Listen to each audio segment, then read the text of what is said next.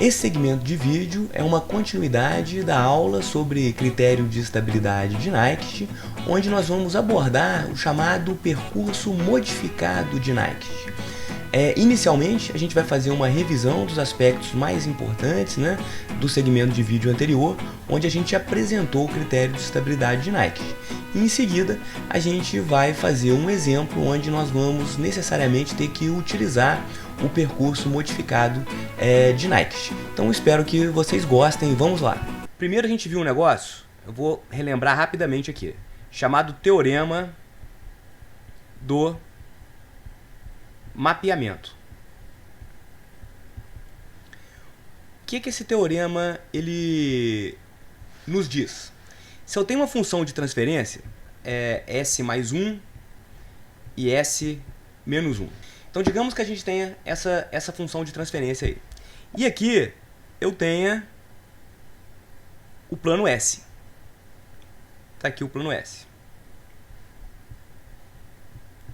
Esse aqui é o eixo real e aqui o eixo imaginário. Então, o primeiro aspecto que a gente tem que fazer é o seguinte, é destacar no plano S os polos e zeros dessa função de transferência. Então, aqui a gente tem um zero no menos 1. E aonde que está o polo? O polo está aqui no 1. Então, esse aqui é o que a gente chama de plano S. Do outro lado, a gente tem um plano aqui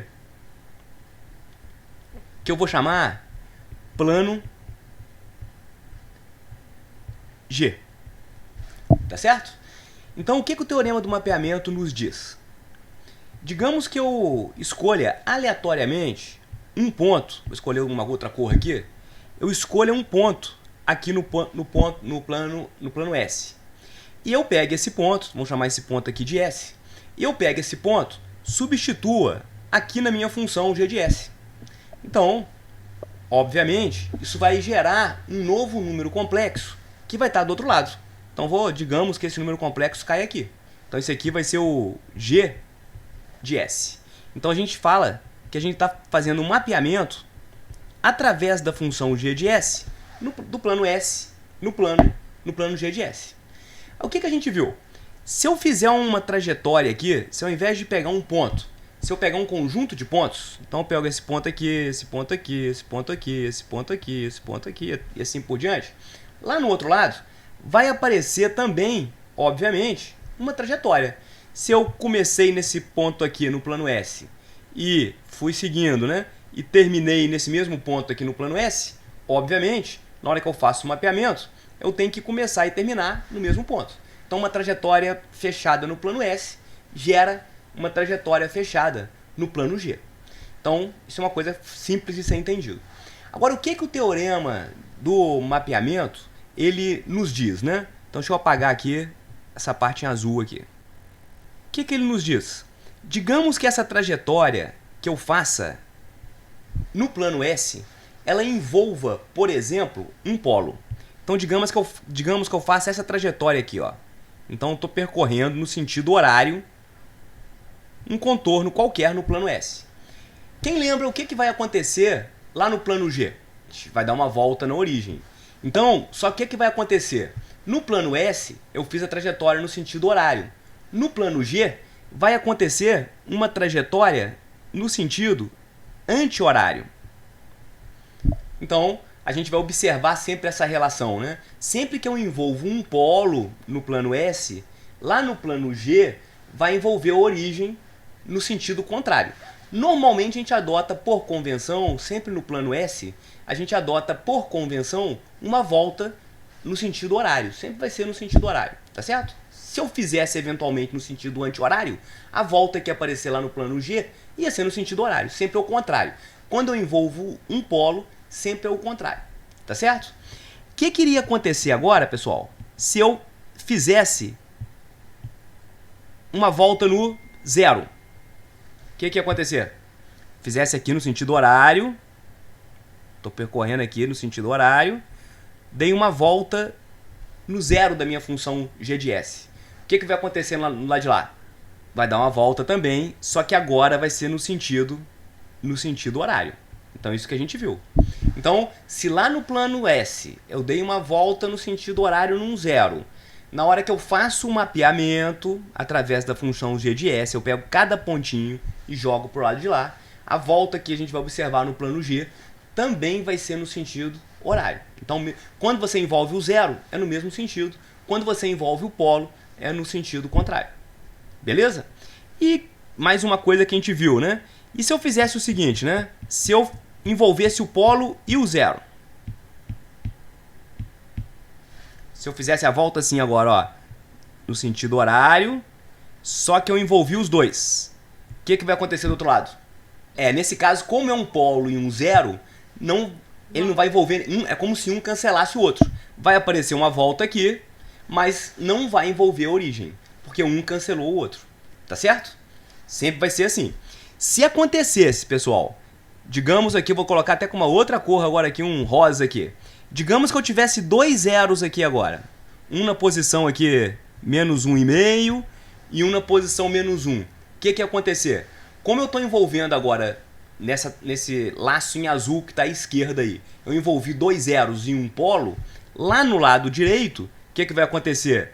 Eu vou envolver a origem uma única vez, no sentido horário, porque os dois zeros, aí cancela com um polo, aí eu vou envolver uma única vez a origem no sentido horário. Digamos que ao contrário, que eu tivesse agora dois polos aqui desse lado, e eu fizesse essa trajetória, o que ia acontecer no lado de lá? Exatamente, são dois polos, então predominantemente ficou os polos, né, em relação ao zero, aí vai ser uma volta na origem, só que agora no sentido anti-horário. Tá certo? Então a gente pode dizer o seguinte, né? O número de voltas que você vai dar aqui sempre vai ser igual ao número de zeros que você envolveu lá no lado de lá, menos o número de polos. Essa é a regrinha que a gente vai ter. Se você envolver 3 zeros e nenhum polo, por exemplo, aí o N vai ser 3. Vai aparecer uma trajetória maluca aqui, que vai fazer um negócio mais ou menos assim, né?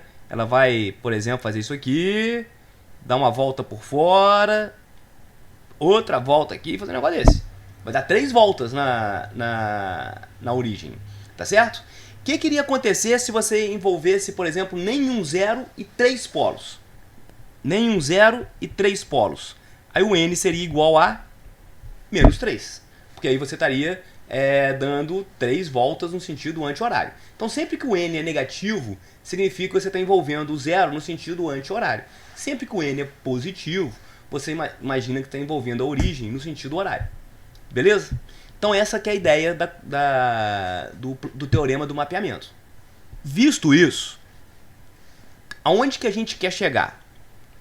Digamos que eu tenho uma função de transferência desse tipo aqui, ó. Uma função de transferência de um sistema com realimentação. Então o G de S é a função de transferência de ramo direto, que a gente chama. Aí aqui aparece uma realimentação. Eu tenho aqui o H de S. Então aqui é uma realimentação. A realimentação aqui é negativa, né? Então aqui é meu sinal de referência. Aqui é meu sinal, meu C de S. Tá certo?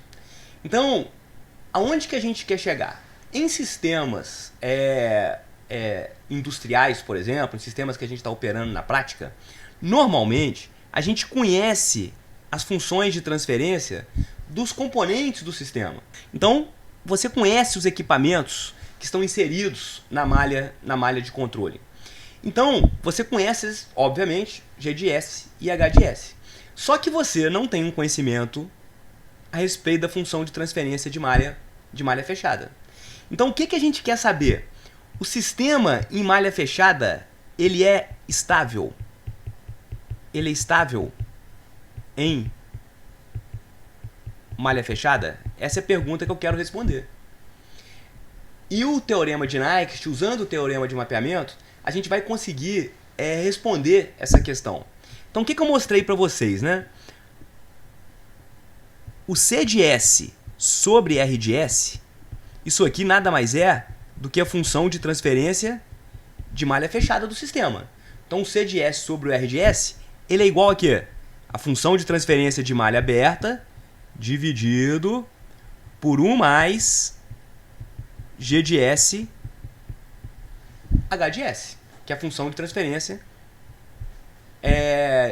a função de transferência, né, de ramo direto, que é o G de S, dividido por 1 mais a função de transferência de malha aberta. Então esse aqui é o FTMA, esse aqui é a função de transferência de ramo direto. E isso aqui, né, é a função de transferência de malha fechada. Então, quando que o sistema de malha fechada ele vai ser instável? Quando que ele vai ser instável? Se ele tiver polos à direita, não é isso? Como que a gente avalia os polos desse sistema? Você vai olhar para cá, ó.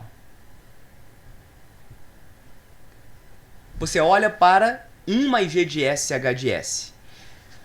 Na hora que você iguala isso aqui a zero, se você tiver, então, algum S no semiplano direito que faça essa expressão aqui zerar, significa que seu sistema ele é instável. Tá certo? Então a única pergunta que eu quero responder é o seguinte: 1 mais G de S H de S, ele tem alguma raiz à direita? Então aí que vem uma coisa que confunde muito vocês. Na realidade, o que eu estou buscando, né?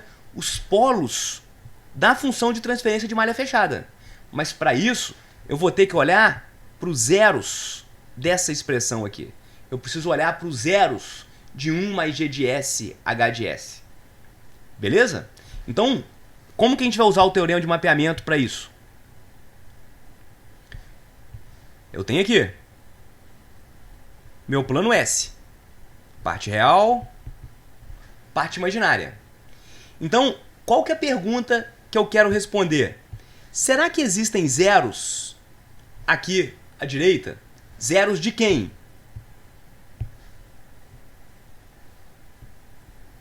De 1 mais G de S H de S. Será que essa função aqui ela possui zeros no semiplano direito? Se ela possuir, o que vai acontecer? Esse sistema aqui ele vai ser instável. Se ela não possuir zeros aqui, significa que meu sistema em malha fechada é estável. Tá legal? Por que eu posso fazer isso? Aí eu mostrei um negócio interessante para vocês, né? Fazer com outra cor aqui. Aí eu vou colocar aqui 1 mais GH aqui, ó. 1 mais G de S, H de S. Se eu quebrar o meu G e o meu H em numerador e denominador, eu vou ter isso aqui, ó. 1 mais G numerador de S dividido por G denominador de S. Vezes, né? Quebrei o H também. Aí eu vou ter o H numerador de S dividido pelo H denominador de S. Quebrei os dois. Esse cara que eu circulei aqui em quadradinho, isso aqui é justamente a expressão da função de transferência de malha aberta, que a gente parte do pressuposto que a gente conhece. Então, eu conheço os polos da função de transferência de malha aberta. Aonde eles estão? Nas raízes, né, desse polinômio aqui. Então a gente parte do pressuposto que a gente conhecendo o G e H, a gente conhece esses polos. Só que o que ocorre, né? Se eu continuar o desenvolvimento disso aqui, eu tenho que 1 mais G de S, H de S, vai ser igual a quê? Eu vou tirar o mínimo dessa expressão aqui, né? Aí vai dar o quê? Isso aqui vai dar GD de S, que isso aqui, né, vem multiplicando esse 1 aqui em cima. Então isso vai dar GD de S vezes HD de S mais GN de S vezes HN de S. Dividido por GD de S vezes HD de S. Olha o que acontece. Os polos dessa expressão aqui, que é 1 mais GH, a gente conhece. Esse aqui não são os polos de malha fechada. São os polos de 1 mais GH. A gente conhece. Por que eu conheço? Que esses polos aqui, eles são os mesmos da função de transferência de malha aberta. Então, os polos da função de transferência de malha aberta são os mesmos polos de 1 mais GH.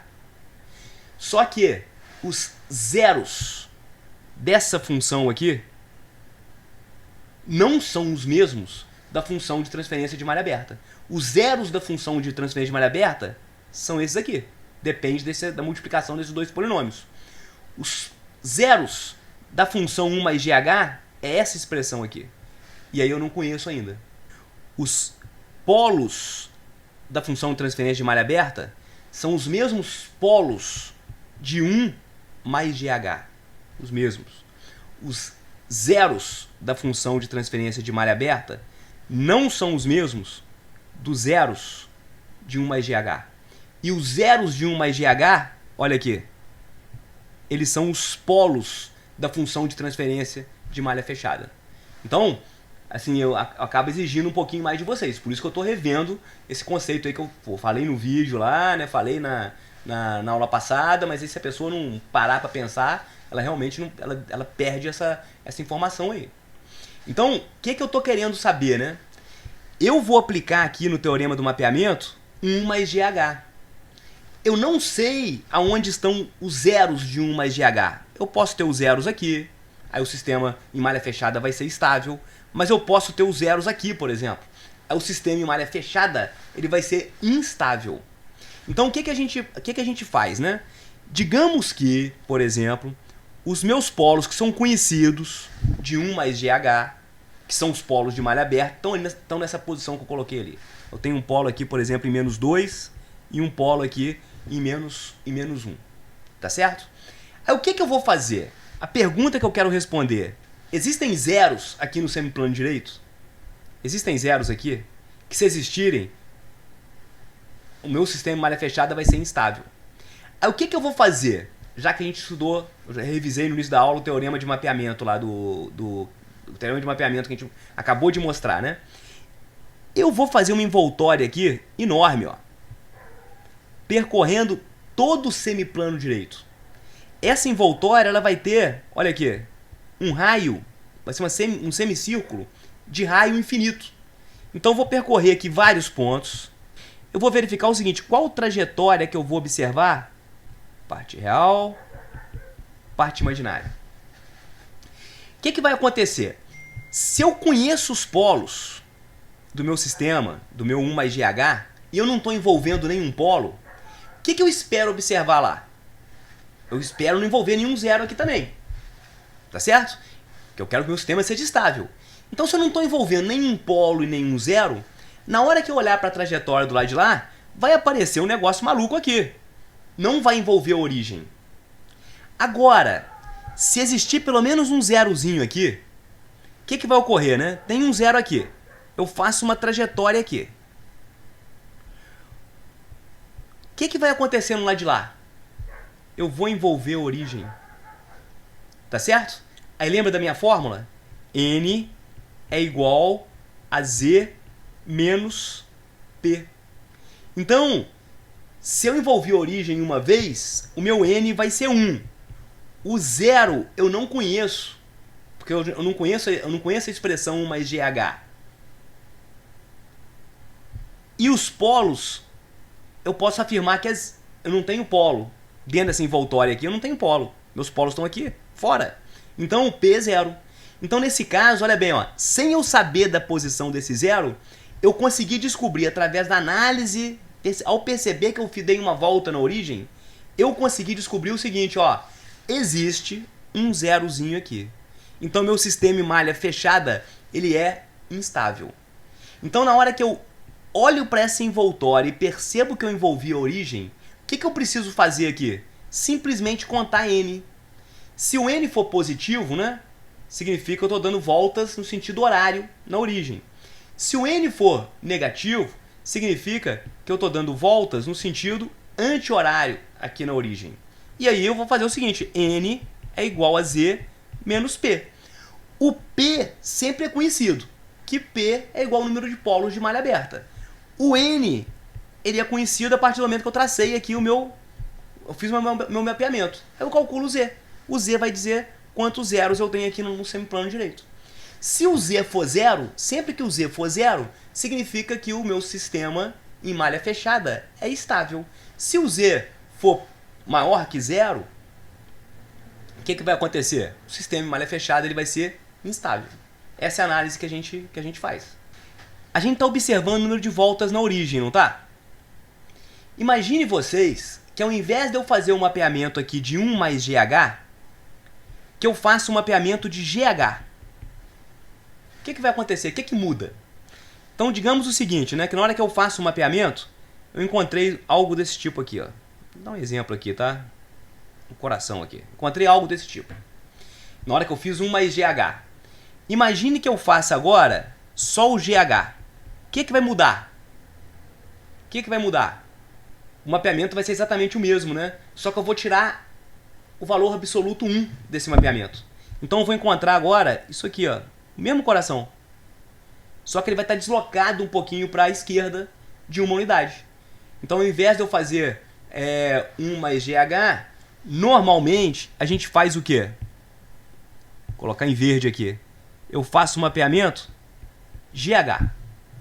E aí, ao invés de olhar a quantidade de voltas na origem, eu vou olhar o número de voltas aqui.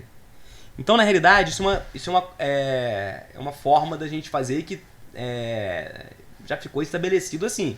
Ao invés de fazer um mapeamento de 1 mais GH, a gente mapeia a própria função de transferência de malha aberta e ao invés de olhar para a origem, eu vou olhar para esse ponto aqui, menos 1.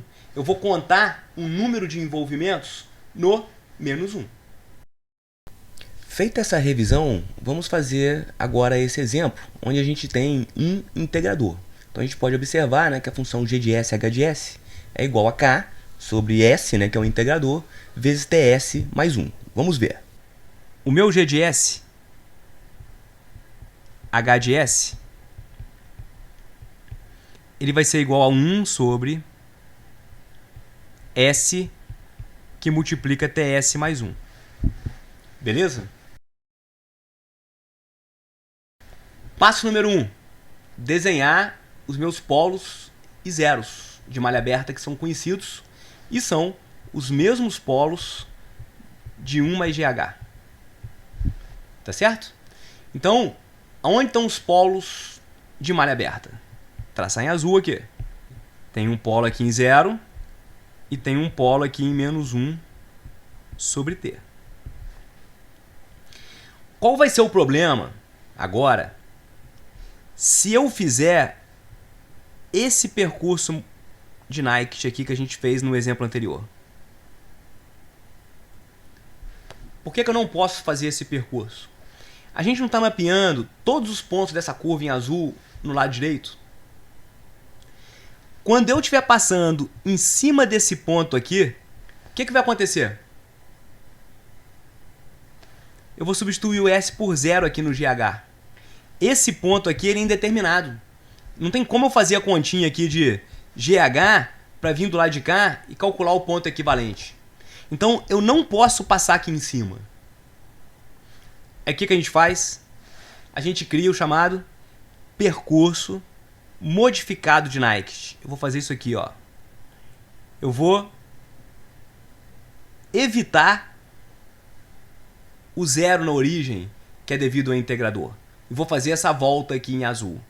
Desse jeito, a gente vai conseguir percorrer toda a volta aqui no semiplano, no plano S. Vou conseguir mapear todos os pontos do lado de lá e vou estar fugindo do meu integrador ali que produz esse polo na origem de malha aberta. Deixa eu desenhar agora aqui bonitinho, em azul, o percurso modificado de Nyquist. Tá aqui. Vamos fazer essa volta aqui, né? E fazer isso aqui. Do mesmo jeito, o que vai acontecer? Esse raio aqui, ele vai ser infinito. Agora, se eu aumentar aqui, o que vai acontecer com esse raio aqui? Ele é o quê? Tende a 0, ele vai ser igual a um epsilon. Beleza? Essa aqui é a ideia. Então a gente vai fazer exatamente a mesma coisa agora. Então o que a gente sabe, né? O que a gente sabe dessa história aqui? Quantos polos eu tenho aqui dentro? P é igual a 0. Todos os meus polos, eles estão do lado de fora. Eu tenho esse polo aqui do lado de fora e esse polo aqui do lado de fora. Então, dentro do percurso modificado de Nyquist, o P é igual a zero. Então vamos lá. Parte real,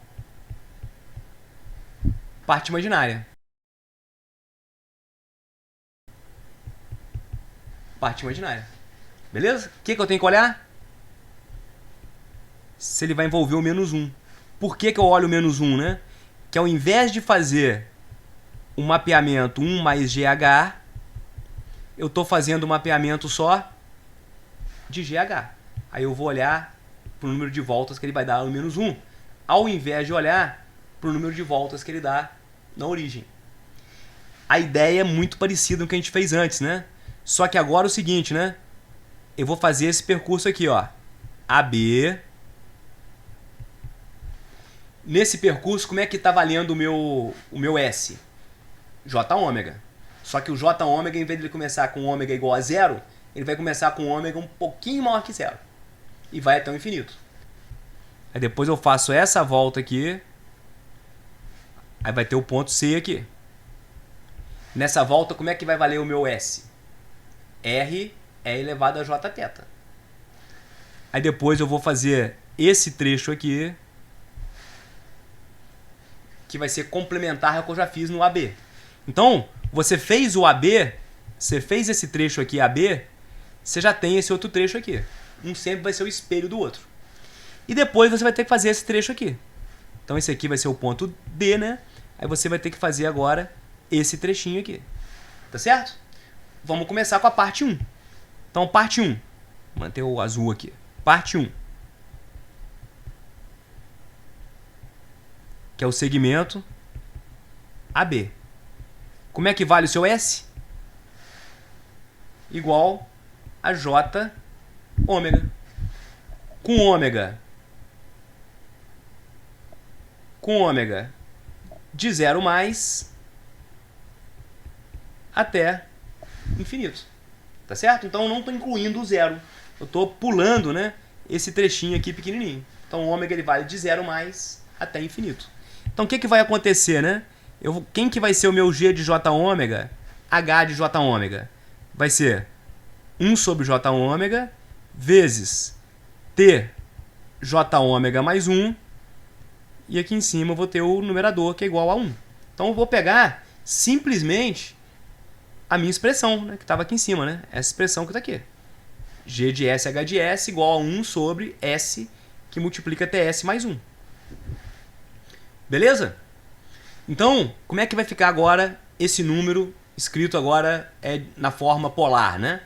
Então eu vou ter o GH igual. Quem que vai ser o módulo? É o módulo do numerador dividido pelo módulo desse cara aqui. Que vai ser o quê? Ômega. Vezes o módulo desse cara aqui. Que vai ser o quê? Raiz de T ômega, T ao quadrado, ômega ao quadrado, mais 1. Vezes, ângulo, né? Quem que é o ângulo do numerador? 0 graus. Quem que é o ângulo de J ômega? 90 graus. Quando joga lá para cima, fica o quê? Menos 90 graus. Quem que é o ângulo desse polo aqui, correspondente a esse polo aqui? Vai ser o quê? Menos arco, cuja tangente é T ômega. Beleza? A gente viu, só para a gente acelerar um pouquinho, a gente viu o seguinte, né? Isso foi uma aula anterior, né? Sempre que a gente tem um integrador, esse cara aqui, na realidade, é o quê? O diagrama de Nyquist. De GH. Beleza? A gente viu o seguinte. Sempre que eu tenho um integrador nessa função, a gente começa aonde? Daqui, ó. Se eu não tenho integrador, eu começo daqui. Tenho integrador, eu começo daqui. Essa assíntota aqui, a gente viu que ela é igual exatamente a quê? T. Menos T, né? Então, se o T for pequenininho, ela vai ficar aqui antes do menos 1. Se o T for grande, vai ficar depois do menos 1. Então, vai começar assim, ó. Vai ser isso, ó. Na medida que eu estou percorrendo esse trajeto aqui, né? Ele vai fazer o quê? Vem para cá. Como é que ele morre aqui na origem? Vai depender do grau do Numerador e denominador. numerador. Se a diferença for 1, ele vai morrer ou aqui, com ângulo menos 90 graus. Se a diferença for 2, que é o caso desse exemplo, porque a ordem do denominador é 2 e a ordem do numerador é 0, se a diferença for 2, que é esse caso aqui, ele vai morrer assim, ó, olhando para o menos 180, ou desse jeito, ou desse jeito. Já dá para perceber que ele vai morrer aqui, ó, vai fazer isso, ó. Tá certo? Sempre é bom indicar, né? Então aqui o ômega 0 mais, aqui o ômega infinito. Beleza? Então, na realidade, o que aconteceu? Eu matei esse trajeto aqui já, ó. Vou colocar em rosa. Matei esse trajeto aqui agora. O que eu preciso fazer? Esse trajeto. Nesse trajeto, quanto que vale, né? Que seria a parte 2. Quanto que vale o seu S? Parte 2. Que seria o BC. Igual no exemplo anterior. O S vai ser um raio muito grande, vezes E elevado a J, θ. Na hora que você substitui isso na expressão de GH, isso vai dar o quê? Ó, 1, aqui é R, E elevado a Jθ. Esse aqui é o S, né? Que é meu integrador. Vezes T, vezes R, E elevado a Jθ. R, E elevado... Opa! E elevado a Jθ. Isso aqui é o S de novo. Mais 1. Beleza? Então isso aqui que é meu GH agora. O que vai acontecer? Quando você olha só para dentro do parênteses, novamente você achou ali o elefante com o ratinho, né? Então você despreza esse 1 aqui. Então o que vai acontecer, né? Você vai ter isso aqui igual a 1 sobre. Aí você vai ter simplesmente isso aqui, né? Esse cara vezes esse cara. Beleza? Aí vai ficar o quê? T, R ao quadrado, E elevado a J o quê? 2θ. E elevado a J 2θ. Aí você vem pra cá, vai ficar 1 sobre T, R ao quadrado, E elevado a menos J 2θ. É isso aqui que você vai ter que analisar. O módulo dá pra sacar de cara que ele vai ser o tempo todo igual a 0. Porque esse R aqui é enorme, né? Então 1 sobre infinito, isso aqui vai dar 0. O módulo vai ser 0 o tempo todo. E o ângulo? O θ começa com 90, né? Então o ângulo começa com menos 90. O θ termina com menos 90.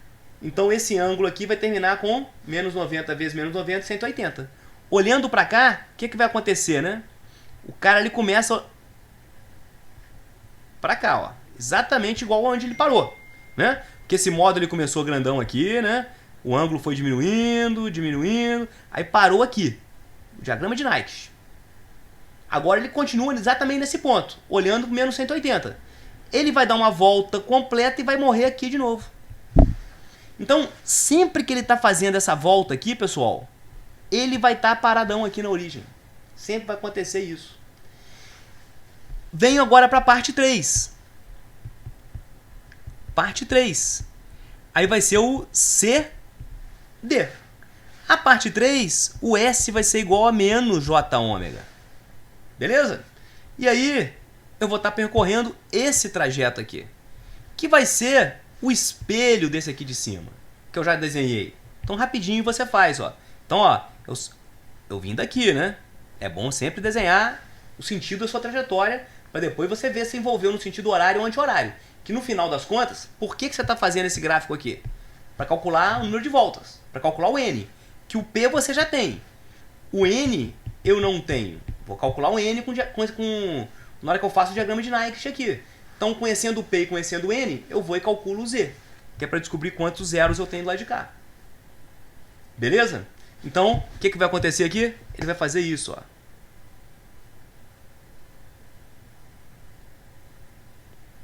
Então, estou seguindo, ó, essa trajetória. E aí o seguinte, pessoal. Se aqui é uma trajetória fechada, do lado de cá também tem que ser uma trajetória fechada. O que me resta saber agora? Então tem que fechar essa trajetória. O que pode acontecer? Esse cara pode fazer isso. Se acontecer assim, o sistema vai ser estável ou instável? Em malha fechada. Quantas voltas ele deu no menos 1? Nenhuma. Aí o N vai ser igual a 0. Se o P é 0 e o N é 0, o Z é 0. Então o sistema vai ser estável. Agora, se a volta fizer isso? Uma análise que a gente pode fazer é o seguinte, né? Se ele fizer a volta assim, quanto seria o N? 1 ou menos 1? Não está no sentido anti-horário? Aí o N seria menos 1. O Z eu não conheço. O P é igual a 0. Pô, não tem como eu ter Z igual a menos 1. Então aqui a gente já saberia, já sabe que a volta ela vai ser assim. Beleza? Mas vamos fazer. Então, o que eu preciso fazer aqui? Parte 3. Vai ser o segmento DE. Como que vai ser o S agora? Como é que eu represento o S? Vou dar o meu zoom aqui, ó. Olha lá. O raio é muito pequenininho. O raio é igual a epsilon. E o θ, ele vai variar agora de menos 90 até 90. Então, genericamente, a gente pode escrever o seguinte, né? O S é igual a epsilon vezes E elevado a J θ. Só que o θ, ele vai sair de menos 90. Então, menos 90 é o menor possível, né? Então, aqui vai ser o θ e ele vai até 90 graus. Então, ele vai fazer aquela volta ali, né? Ele começa aqui, né? Aí depois ele vai para menos 89, menos 70, 0. Aí depois ele para no 90 graus. Então ele começou no menos 90 e vai parar no 90 graus. Então o θ ele vai ter essa variação aqui. Na hora que você joga na expressão do GH, o que vai acontecer? GH ele é igual a 1 sobre S, aí vai ficar 1 sobre epsilon E elevado a Jθ, vezes 1 sobre TS mais 1. Aí vai ser T vezes E elevado a Jθ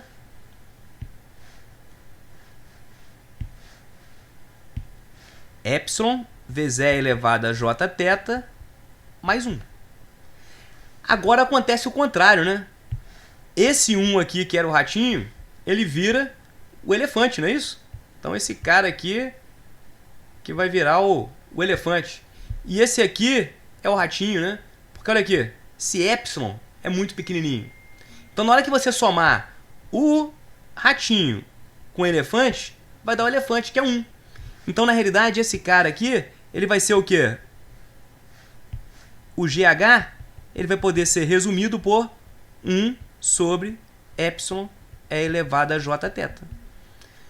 Que é igual a 1 sobre epsilon vezes E elevado a menos Jθ. 1 sobre epsilon é infinito.